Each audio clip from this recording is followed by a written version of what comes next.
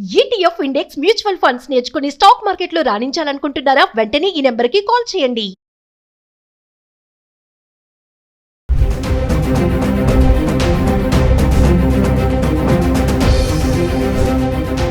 నమస్తే, welcome back to Suman TV. Present మనతో పాటు ఉన్నారు ఎనలిస్ట్ మందర్ కృష్ణారెడ్డి గారు.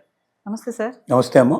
సార్, మరి బంగారం ధరలు, వెండి బంగారం బాగా దూసుకుపోతున్నాయి, ఎక్కడికో వెళ్ళిపోతాయి, అసలు ఆగదు అన్న రేటు మరి బడ్జెట్కి ముందు చూస్తే ఒక్కసారిగా పడిపోయాయి. బడ్జెట్ తర్వాత కూడా అలానే ఉంది. అంటే 1,50,000లో 24 క్యారెట్స్ ఉంది, 1,40,000లో 22 క్యారెట్స్ ఉంది. ఇంకా వెండి అంటారా 4,25,000 వరకు వెళ్ళినటువంటి వెండి ధర ఇప్పుడు 3 లక్షలు పడిపోవడం అయితే చూస్తున్నాం.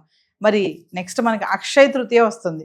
ఆధ్యాత్మికంగా, ఆర్థికంగా కూడా బలపరిచే రోజు అది. మరి ఆ రోజుకి బంగారం రేటు ఎంత ఉంటుందంటారు? అంటే తగ్గే ఛాన్స్ ఏమైనా ఉంటాయా?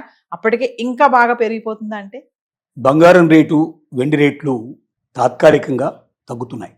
తగ్గడానికి అంతర్జాతీయ కారణాలు చాలా ఉన్నాయి.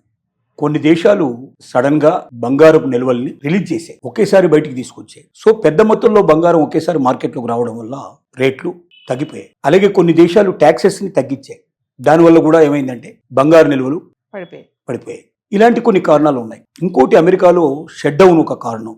ఈ షట్ డౌన్ జరగడం వల్ల ఏమైందంటే అసలు ఉద్యోగానికి జీతాలే లేవు, గవర్నమెంట్ ఉద్యోగులకు జీతాలు లేవు, చాలా మంది పనికి వెళ్ళడానికి అవకాశం లేని పరిస్థితి ఏర్పడింది. కాబట్టి అమెరికా లోపల ఎక్కువ పర్చేజ్ చేస్తూ ఉంటారు బంగారాన్ని. ఆ పర్చేజ్ అనేవి చాలా తగ్గిపోయింది. మన దగ్గర బడ్జెట్ వస్తుంది కదా, రేట్లు తగ్గుతాయి కదా ఉద్దేశంతో చాలా మంది కొనడం మానేశారు. ఇలా రకరకాల కారణాలు, కన్నుడు చావుకి ఎన్ని కారణాలు ఉన్నాయో అన్ని కారణాలు తగ్గడానికి కూడా కారణాలు ఉన్నాయి. కానీ ఇది తాత్కాలికం మాత్రమే. ఎక్కువ రిలాక్స్ అవ్వద్దంటారు. ట్రంప్ ఖచ్చితంగా అక్కడ ఉన్నంత కాలం, రాత్రి ఒక నిర్ణయం, పొద్దుటికి ఒక నిర్ణయం తీసుకుంటున్నంత కాలం, ప్రపంచమంతా అల్లకల్లోలు ఉన్నంత కాలం ఖచ్చితంగా బంగారం, వెండి పెరగాల్సిందే. ఇంకొక మార్గం లేదు. వెండి పెరగడానికి ముఖ్యంగా వెండి సప్లైస్ లేవు. సప్లైస్ చాలా తక్కువ ఉన్నాయి, డిమాండ్ చాలా ఎక్కువ ఉంది. ఈ సప్లైకి డిమాండ్కు మధ్యలో ఉన్నటువంటి డిఫరెన్స్ వల్ల రేట్లు బాగా పెరగడానికి అవకాశం ఏర్పడుతుంది. రోజు రోజుకు వెండి వినియోగం పెరుగుతూ ఉంది విపరీతంగా. ఇండస్ట్రీస్లో ఎప్పుడైతే దాని రిక్వైర్మెంట్ పెరిగిందో, రకరకాల పరిశ్రమలో దాన్ని ఉపయోగిస్తున్నారు. రోజు రోజుకి ఎక్కువ పరిశ్రమలో ఉపయోగించడం, ఎక్కువ మొత్తంలో ఉపయోగించడం, ఒక్కొక్క ఎలక్ట్రిక్ బండికి మనం చూపే 75 కిలోలు సుమారు కావాల్సిన పరిస్థితి ఏర్పడుతుంది. ఎలక్ట్రానిక్ బండికి ఒక్కదానికే 75 కిలోలు అయితే రోజుకు లక్షల వెహికల్స్ తయారవుతున్నాయి. ఇంటూ 75 వేసుకుంటే ఎన్ని టన్నుల వెండి కావాల్సిన పరిస్థితి ఏర్పడుతుంది. కాబట్టి వెండి వినియోగం ఎక్కువ పెరుగుతోంది, బయటకు వచ్చేటువంటి వెండి చాలా తక్కువగా ఉంది. కాబట్టి గ్యాప్ ఎక్కువ ఏర్పడటం వల్ల రేట్లు ఎక్కువ పెరుగుతున్నాయి. ఈ టెంపరీగా ఈ వారం రోజులు, 10 రోజులు, మేబీ 1 మంత్ అట్లా ఉండవచ్చు, అవకాశాలు ఉన్నాయి. కానీ అక్షయ తృతీయ మనకు ఏప్రిల్ 19 నాటికి వస్తుంది. ఏప్రిల్ 19 ఉదయం నుంచి మొదలు పెడితే మనకు 20 ఉదయం దాకా అక్షయ తృతీయ ఉండబోతోంది.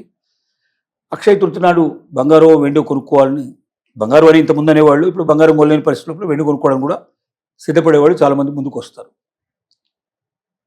అక్షయ తృతీయ నాటికి ఈ రేట్లు మాత్రం ఉండవు, గ్యారెంటీగా పెరుగుతాయి కానీ తగ్గవు. తగ్గే ఛాన్స్ లేదు, అసలు అవకాశమే లేదు. ఈ తగ్గుదల తాత్కాలికమైన తగ్గుదలే, పెరక్క తప్పదు. 2026లో పెరుగుదలే తప్ప తగ్గడం అనేది ఉండదు. తగ్గినా వారం రోజులు, 10 రోజులు, నెల రోజులు తగ్గుతాయి. మ్యాక్సిమం 2 మంత్స్ తగ్గొచ్చు, మళ్ళీ పెరుగుతాయి, మళ్ళీ పెరుగుతాయి. ఖచ్చితంగా అక్షయ తృతీయానికి ఇది పెరిగేదే కానీ తగ్గదు. నిపుణుల అంచనాలు మనం చెప్తున్నాం, మన అంచనాలు కావు ఇవి.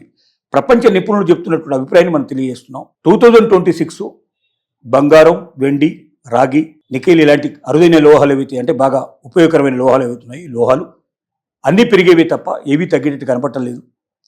అన్నిటి యొక్క ఉపయోగం పెరుగుతూ ఉంది. అందువల్ల వీటి యొక్క కూడా ఎక్కువ ఉపయోగం ఉంది. కాబట్టి ఖచ్చితంగా వీటిని ఖచ్చితంగా మార్కెట్ లోపల పెరిగేది తప్ప తగ్గదు. అక్షయ తృతీయ నాటికి తగ్గుతుందని ఎదురు చూసే బదులుగా కొనుక్కోగలిగే కెపాసిటీ వాళ్ళు, శక్తి ఉన్న వాళ్ళు కొనుక్కోండి. బంగారం కొనలేని వాళ్ళు వెండి కొనుక్కోండి.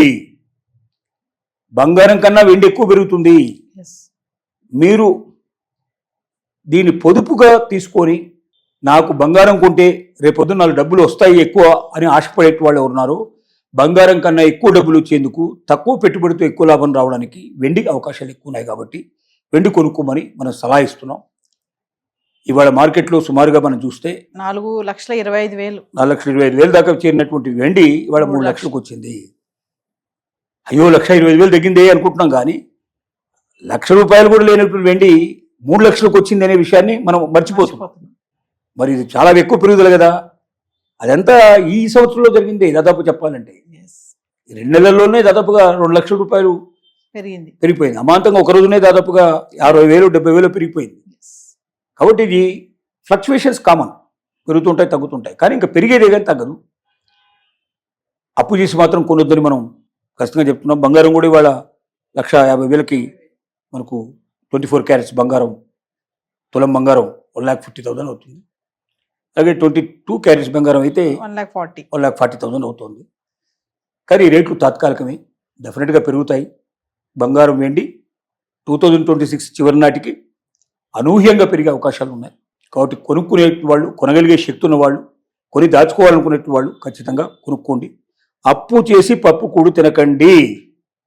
మీ దగ్గర డబ్బు ఉంటే దానిలోనే దీంట్లోనే పెట్టే బదులుగా దీంట్లో పెట్టుకోండి. వాటన్నిటికన్నా ఎక్కువ దీంట్లో బెనిఫిట్ ఎక్కువ కనపడే అవకాశాలు ఖచ్చితంగా ఉన్నాయని చెప్పగలుగుతాం.